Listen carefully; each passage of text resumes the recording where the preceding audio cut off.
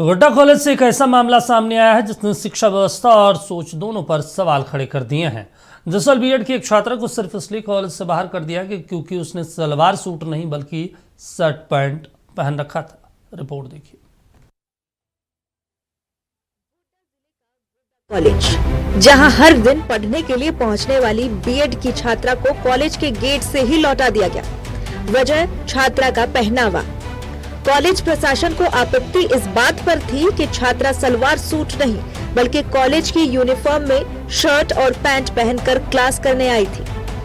छात्रा का कहना है कि साल 2025 में बीएड में एडमिशन के वक्त कॉलेज ने जो ड्रेस कोड दिया उसमें कहीं भी ये नहीं लिखा था कि लड़कियों को क्या पहनना है और क्या नहीं।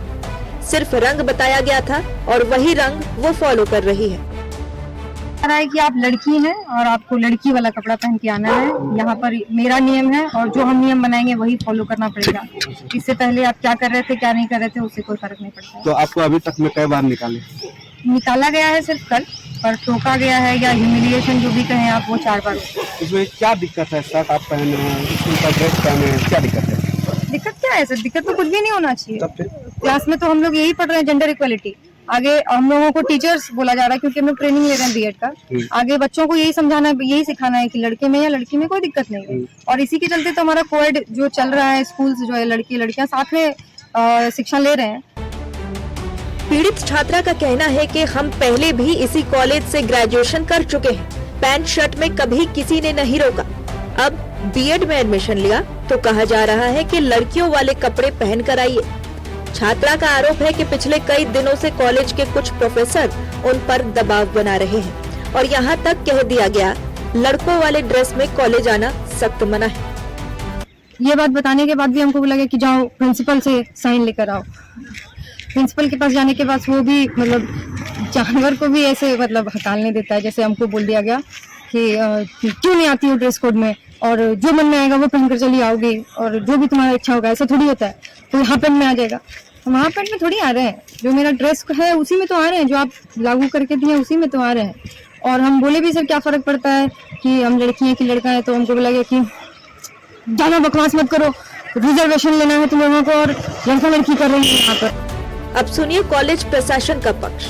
प्राचार्य डॉक्टर विवेकानंद सिंह कहते हैं कि कॉलेज के ड्रेस कोड के अनुसार ही सभी छात्र छात्राओं को कॉलेज आना है।